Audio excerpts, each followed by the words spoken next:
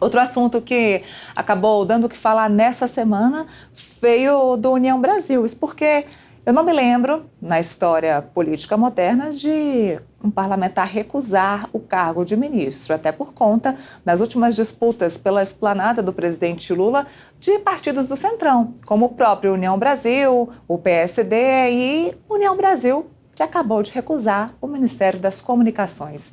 Depois de mais de 10 dias da saída e demissão do ministro Juscelino, a escolha de Pedro Lucas foi uma indicação, inclusive, do presidente do Congresso Nacional, o senador Davi Alcolumbre, que acabou sendo negada. Eu tenho aqui comigo no estúdio hoje nosso repórter que cobre Congresso, Augusto Tenório, vem falar comigo sobre esse assunto, porque ontem à noite eu já tinha saído do Metrópolis e descubro, a gente já tinha essa percepção, mas já sabemos agora, e foi ontem à noite essa decisão do União Brasil, de que Pedro Lucas não será o próximo ministro das Comunicações. O que aconteceu, Tenório? Pois é, Neila, é uma situação bastante inusitada e atípica, né? Quando você cobre política, até conversando com o pessoal que é mais experiente, até parlamentares, deputados, senadores, ministros, eles afirmam que pouca coisa é inédita na política, mas ninguém se recordava de um caso como o que aconteceu ontem, que foi um ministro ser convidado publicamente pelo presidente da República. O presidente Lula afirmou que seria o Pedro Lucas, né, o indicado. A ministra de Relações Institucionais, Gleisi Hoffmann, que é articuladora política do governo, também já havia confirmado Pedro Lucas, e aí faz uma espécie de dança ali, né? Começa um cortejo e, a princípio, já teve um momento ali meio esquisito, né? Que o Pedro Lucas não aceita prontamente, diz que vai consultar sua bancada porque ele quer ser representante da bancada, ele diz que não vai tomar uma decisão individual, uma decisão sozinho. E até então a gente achou, ele está querendo fazer um gesto para a própria bancada, para o próprio partido, para dizer que vai ser um deputado que vai atender a sua bancada, seria um ministro, no caso, que atenderia a sua bancada. Pois bem, o tempo foi passando, esse convite seguiu sem ser aceito, até que ontem a gente viu essa operação abafa em cima do Pedro Lucas. O União Brasil, como a gente sabe, é um partido bastante desunido, né? Tanto que nos bastidores o pessoal brinca chamando de Desunião Brasil. É um partido que tem uma ala, claro, do Centrão, que é esse grupo que ora se alia a um governo, ora está com outro governo, mas geralmente tende a estar no governo de ocasião, e tem uma ala bastante oposicionista, uma ala bastante ligada ao ex-presidente Jair Bolsonaro. É uma ala de direita que resiste bastante a ingressar no governo. Mas o que é que acontece? Vamos conversar ali no começo do governo. A União Brasil recebe 3 ministérios, um deles de indicação direta do Davi Alcolumbre, que então era senador, mas já havia essa expectativa de que ele voltaria à presidência do Congresso Nacional, no caso do Senado, que é o Ministério do Desenvolvimento Regional, com Valdez Góes, que é um nome de estrita confiança do Davi Alcolumbre. Tanto que esse ministério ele entra na conta da União Brasil, mas na verdade nos bastidores todo mundo trata como Ministério do Davi. E a bancada da União Brasil, uma das maiores do Congresso, foi atendida com 2 ministérios, o Ministério do Turismo e o Ministério das Comunicações. O ministro da Comunicação cai, por causa da denúncia da PGR, e aí já ficou essa dúvida, porque o Congresso ele é formado por diversos partidos, e outros partidos do Centrão, quando cai Juscelino, sentem o cheiro de sangue na água e vão lá e pedem esse ministério também. Temos ali, no caso, o PSD de Dado, outro partido também do Centrão, outro partido importantíssimo, hoje é o maior partido em número de prefeitos, que está na base do governo Lula, mas que está insatisfeito, porque a base desse partido na Câmara só tem o Ministério da Pesca, um ministério pequeno e com pouco orçamento. Bem, o governo vai lá, insiste em manter o ministério nas mãos do União Brasil, ele reforça essa sua aliança, digamos assim, com a União Brasil, mesmo com a União Brasil rachado.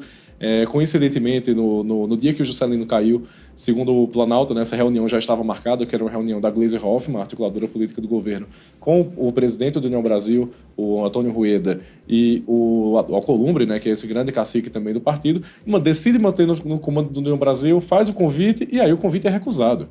E aí isso expôs muito o governo. Na verdade, o episódio tem sido classificado, inclusive, por líderes aliados ao governo, gente do Planalto, chamando tudo de uma grande lambança. Porque você faz um convite e você acaba expondo o presidente da República a uma situação fragilíssima, né? E o que é que acontece? Nessa aula do União Brasil, como a gente falou, tem uma turma que defende que seja rompido a relação com o governo, que o partido entregue seus ministérios e diga, olha, agora vai cada um para o seu lado. Lembrando que a União Brasil tem um pré-candidato à presidência da República, que é o Ronaldo Caiado, e tem uma ala do partido que diz o seguinte, gente, a gente precisa ficar com um pé em cada canoa. Um pé com Caiado, outro pé com Bolsonaro, e, se possível, a gente fica também no barco do governo, mantendo os ministérios até o último momento, até o momento em que seja preciso decidir se vai caminhar numa aliança com o presidente Lula ou não. E por que isso aconteceu?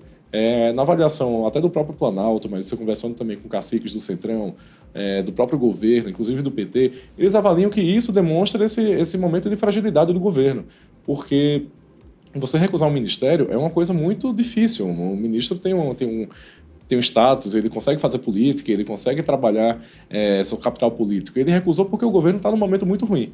O governo está em baixa popularidade, há uma incerteza sobre como é que o presidente Lula chegará em 2026, a gente está no ano pré-eleitoral, e o governo tem encontrado essa dificuldade não só na área de comunicação, mas também nessa área de entrega social, a questão do preço dos alimentos, enfim.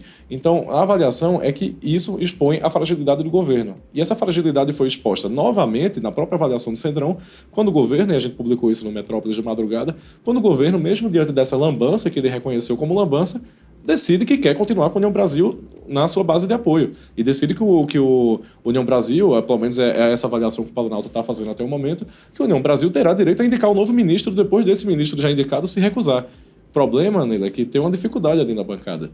O primeiro ponto de corte, pelo que o pessoal está avaliando, será se um deputado assinou ou não o pedido de urgência de anistia. Ou seja, como é que vão procurar um novo representante da bancada, sendo que dos 59 deputados, 40 assinaram anistia, sobram ali 19.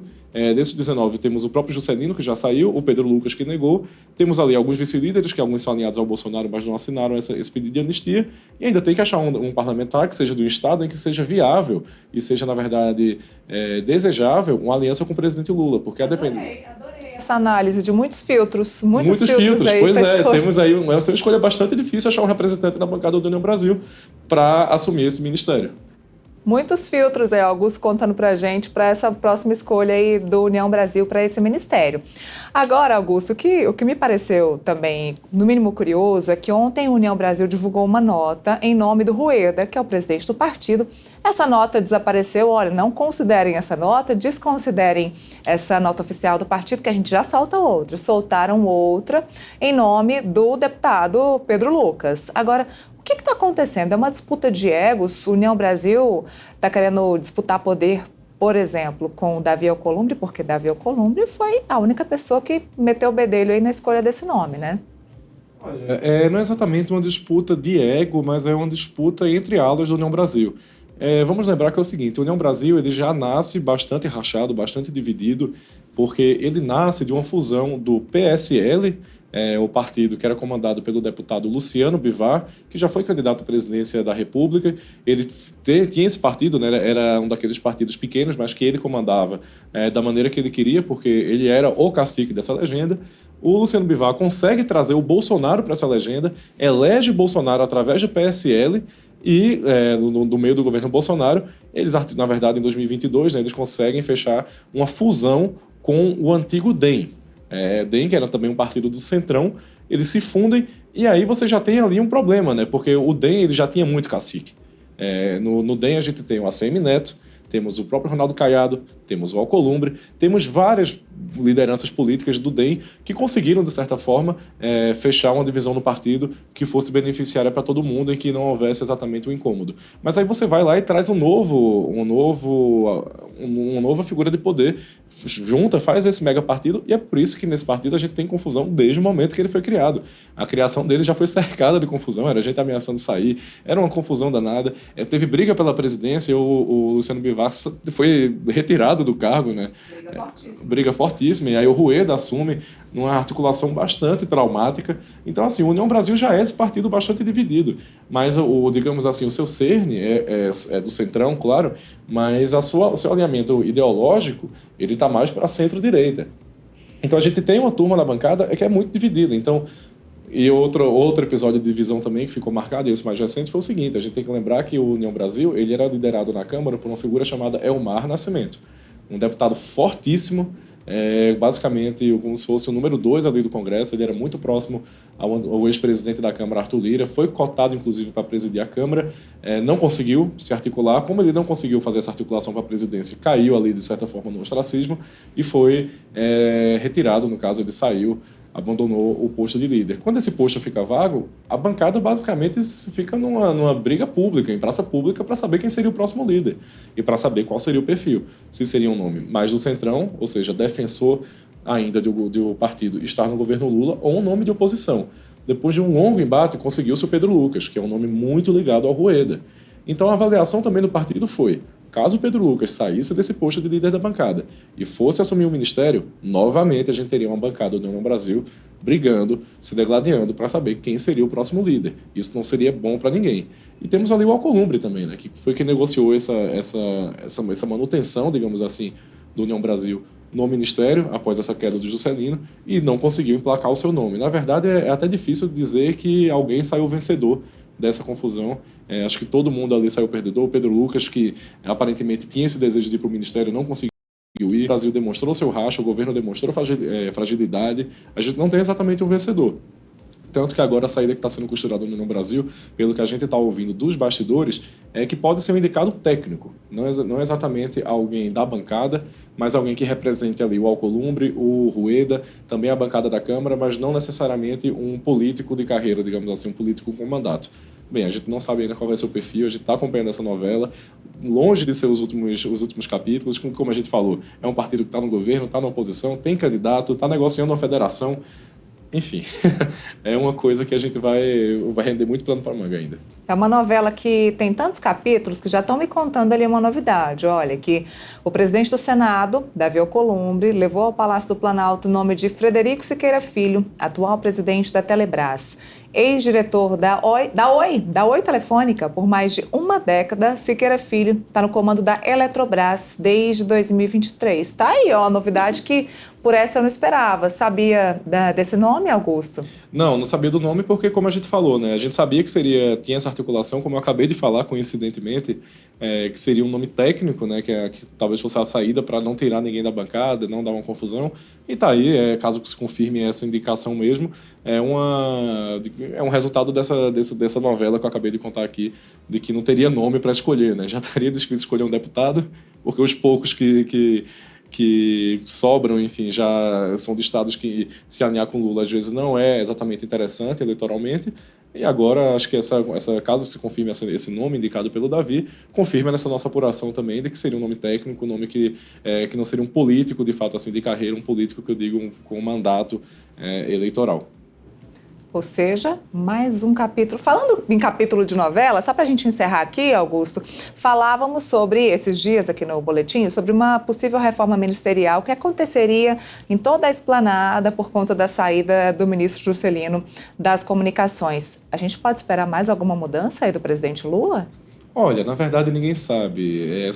A morte do Papa, ele meio que deu uma mexida na agenda, né? O presidente Lula viaja amanhã junto com o Gumota e o Alcolumbre. Pode ser assunto nessa viagem, né? É uma viagem longa. Novamente eles viajando juntos, não é? Mas é o seguinte, pelo que a gente tinha apurado, inclusive nessa semana, com pessoas do Planalto, a reforma ministerial, de fato, uma reforma ministerial, é um não assunto no Planalto. O presidente Lula não tem falado sobre isso. Gerou-se essa expectativa com a queda do Juscelino, mas quando o Juscelino cai, ele sinaliza que vai manter o União Brasil com as pastas que atualmente possui, acaba que dá uma desfilada enorme na reforma ministerial. Por quê? Qual era a expectativa quando o Juscelino cai? É o seguinte, o União Brasil, como eu falei, controlando 3 ministérios, a bancada da Câmara 2, o Ministério do Turismo e o Ministério das Comunicações. Com a queda do ministro das Comunicações, começou a especular, e o Planalto fez esse desenho, mas depois não seguiu com ele, se transferiria o ministro do Turismo, Celso Sabino, para Comunicações, ou seja, manteria comunicações no comando do União Brasil, e no Ministério do Turismo você poderia acomodar outro partido da base, no caso seria o PSD de Dado, o PSD do Kassab, que, como eu falei, hoje a bancada da Câmara comanda apenas o Ministério da Pesca. Um ministério pequeno e sem muito orçamento. Nesse desenho, você teria uma compensação para a União Brasil com a perda do Ministério do Turismo, um ministério que eles já consideram ter mais capilaridade. Porque você consegue inaugurar obras, você consegue mandar emenda, você consegue fazer política no jargão que o Centrão gosta de utilizar. Para compensar essa eventual perda do União Brasil, o que foi desenhado é que poderia ser oferecido o Ministério da Ciência e Tecnologia. É um ministério importante, é um ministério com nome, um ministério, digamos assim, bem conceituado, hoje comandado pela Luciana Santos, presidente do PCdoB, uma aliada histórica do Lula. Por Luciana Santos ser uma aliada histórica do Lula, caso ela fosse tirada do cargo, foi especulado que ela poderia ser transferida para outro ministério. E aí você está vendo a dança das cadeiras, como é um desenho complexo para se desenhar. Ela poderia ser enviada, no caso, ser nomeada como ministra das Mulheres.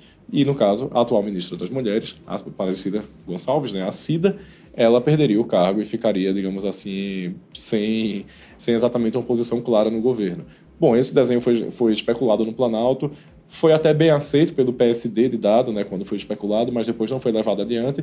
A gente até noticiou que isso gerou bastante incômodo no PSD, que hoje está se distanciando do governo porque tem avaliado que não tem obrigação alguma, porque o Ministério da Pesca não seria justo para a bancada se dedicar a se manter na base do governo. E agora ninguém sabe exatamente o que vai acontecer, mas o fato é, a conversa da reforma ministerial esfriou bastante depois que o presidente Lula decidiu manter a União Brasil nas pastas que possui atualmente.